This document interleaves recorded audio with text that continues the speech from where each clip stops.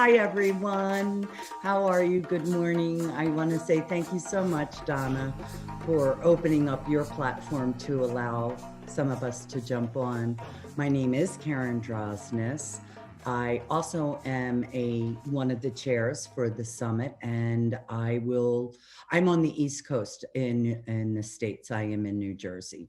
And so I am chairing on next Wednesday the 24th. So I would love to see you if you have time to jump over. It would be fabulous. Excuse me. So I really love how, again, I'm going to piggyback off of Sherry, God, the universe, source, spirit, however you choose, there is such a synchronicity that happens. I had the privilege to speak here in December of last year, and the same thing happened. So many people had the same philosophy and pattern and story, and not story necessarily, however, the same belief. And I'm listening to Sherry going, that's what I was going to talk about. That's what I was going to talk about. So I just love how the universe just aligns everything, because we are here with this sole purpose for us to be able to encourage and support. And I am a believer that all beings, especially women, are already empowered. They just may not know that power, and they need that support and encouragement and inspiration to bring up and out the empowerment they already have. So I honor all of you that are joining today. And hi, Ruth. It's so great to see you. Ruth and I talk all the time. So let me just give you a little background on what I'm going to speak about and tell you my brief story. My brief story has gone on for 62 years. However, I'll condense it for you. I don't want to make it all about the story. I have overcome quite a bit. And as Sherry was speaking about, there are some that go into darker places than others. Some are given different experiences or have. I don't believe in a power that gives trauma. I don't believe that. I do believe that traumas happen. And I do believe then when I turn to the power, my higher power, I choose to call God, source, or the universe. When I turn to that, I am then able to move through it. But I do not believe I've ever been given anything that goes, let me punish you for what you've done. That was an upbringing that I had. So I have overcome extreme, I want to change that. I've overcome some very severe violent abuse in all forms. I've overcome addiction to alcohol. I have overcome poverty. I have overcome 11 invasive surgeries to my body. I have overcome a couple of divorces. I have overcome lots of life stuff. So there's the story. And back in 2016, I was going through my yoga teacher training, and I got a phone call from one of my sisters, and my stepmother became very ill and was on hospice care. Now, I had not spoken to my father or my stepmother in a long time. And we definitely were estranged. And so I did call and asked my dad, could I come and visit her, because I knew her life was coming to an end. And he said, yes. I came and I never left. At the time, my father was 94 years old, and I ended up moving into the home with him to be his primary caretaker. Not that he needed it. He was a very independent man. However, it was someone to be in the home with him. He died 2 days shy of his 97th birthday, and I was able to give him the gift of dying in his home where he wanted to be and spend his last days. That brought so much healing for me and all of what I had gone through. And that was in 2000. It was January of 2019 that he passed away. And I gave myself the time to grieve, and I gave myself the bereavement time. And then as though the skies opened up, and it's now your time to shine. I wanted to progress in my business. I wanted to move forward as a single woman. And I was really feeling the best emotionally that I had ever felt in my life.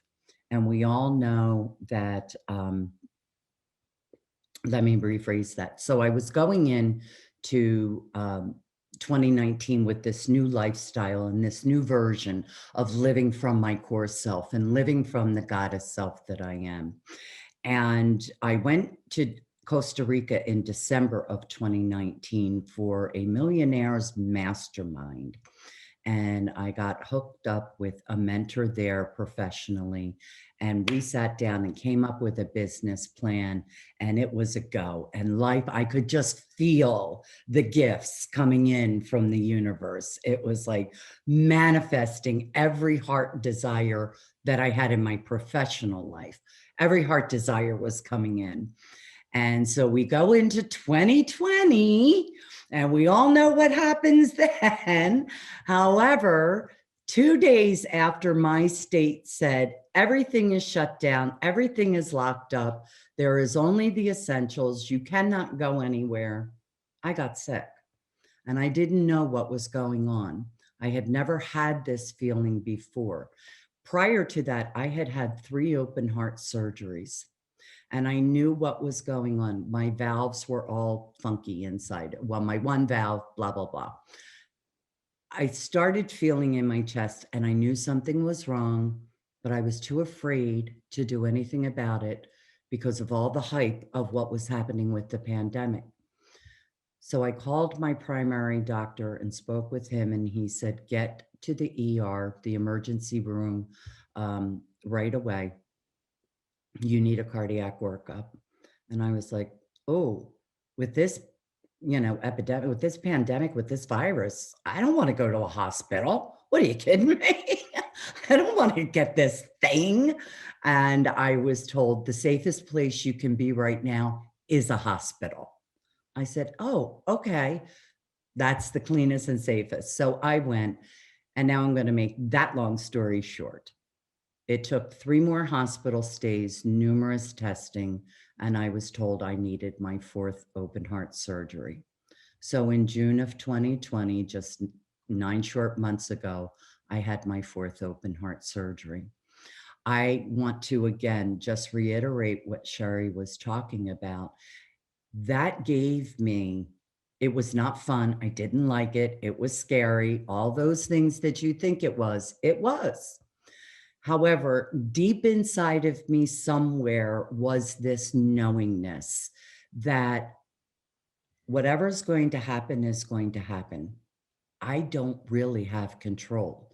The best thing I can do is take care of myself as spiritually, as emotionally, and as physically as I can.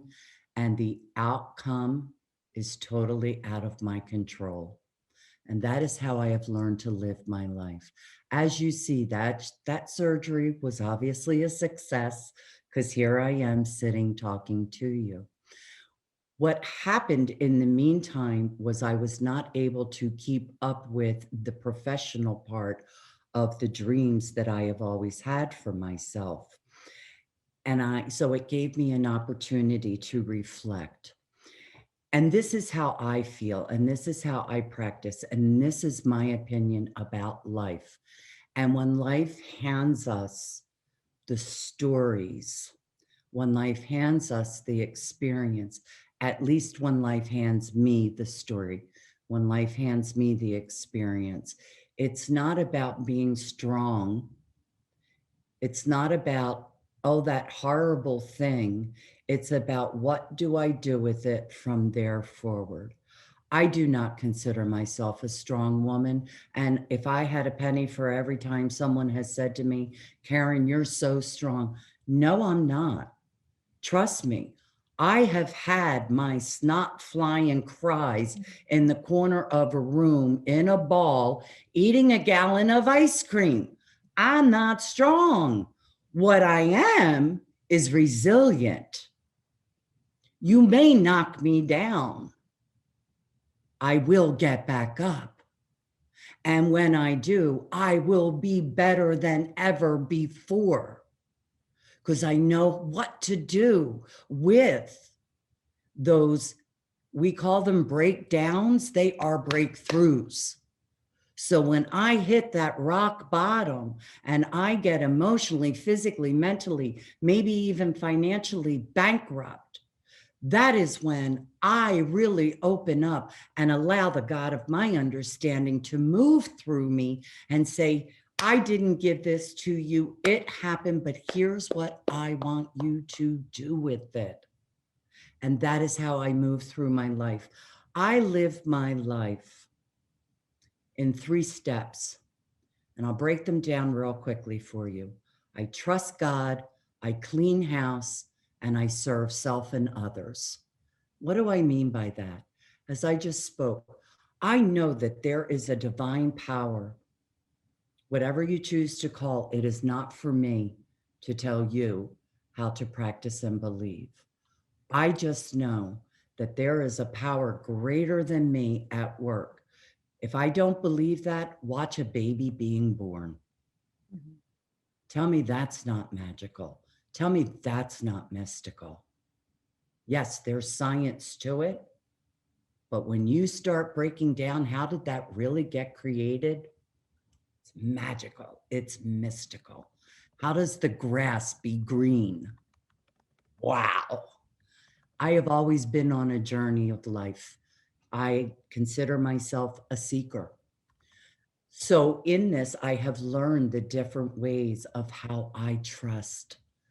Trust to me is undescribable. We were talking earlier about, I don't know how to explain my relationship. That's why God is the undefinable. There are no words in our language to describe. Trust is not just a feeling. Trust is this unidentifiable. You get what I'm saying? That word's not coming out of my mouth. This is a little early in the morning for me. Anywho, I just can't. Someone says, what does trust mean to you? It's a faith that I cannot describe. It's a knowingness that I cannot describe. How did I get that kind of trust? It's because I have been through so much in my life that I have been able to overcome, that I have been able to live life full on as the goddess that I am with true joy. And I'll talk about that in a minute. So I trust that no matter what comes down my way, I didn't ask for it. I don't like it. And I sure as hell don't want it, but I've got it. What do I do with it? And God will always give me. My question to God is, show me. Show me how you want me to show up in the world. Show me how you want me to navigate through this challenge. And because I have been through so much, I'm able to do that quicker today. I'm able to do that with more ease. What do I mean by clean house? I take a personal inventory. I am always checking in with God. Here's this character flaw I have. If I get angry, if I get heated up, if I get depressed, if I get sad, these are all things. Course in Miracles, it teaches me I come from 2 places in life. I come from love or I come from fear. Any feeling, emotion, or experiencing I'm having that does not feel that joy and that harmony and that peace and that alignment with my higher power, it comes from fear. Anger is fear. Sadness is fear. Just think of them. I don't even like talking about negative things, but that comes from fear. So I have to do this personal inventory to be able to move myself into, this is not how God would want me to be. This is not how my higher power does. So I take that inventory and then I serve others. For me to be able to serve others like you and like those that we're speaking about, I have to first serve me. I have to be aligned. I have to be in power. That means taking care of my emotional health, my physical health, my spiritual health, my sexual health, my any kind of health you can think of, my financial. I have to be prepared. I do believe I can give from a full cup, but when I do, I will eventually burn out. So I have to replenish myself with self-care. When I am at my optimum best, by being aligned with the power greater than me, then I am able to serve you. And that for me is my purpose of being on this planet, is to serve. However, I want to make it perfectly clear as I end this up with you. What I truly learned, what was the most powerful lesson I got, I was like, okay, I got that one now. I knew it, but I didn't live it and didn't feel it. And that is, my story is not my identity. I am not a victim. I am not a survivor. I am a woman who thrives with joy in life by overcoming some horrific experiences. The story is the story. My identity is I am the goddess of the divine feminine. I have been created by that power. That's what I am. Everything else is just a story. I'm not my story. You're not your story. I let go of the attachment to the story, and I identify with who I am, pure at heart, full love, full joy, full harmony, full compassion. I honor each of you today, and I feel so blessed to have been in this circle of women, because I feel your energy through here. Donna, again, thank you. Jerry, girl, you got it going on. And Ruth, my woman, thank you for having me wake up to, can you go now?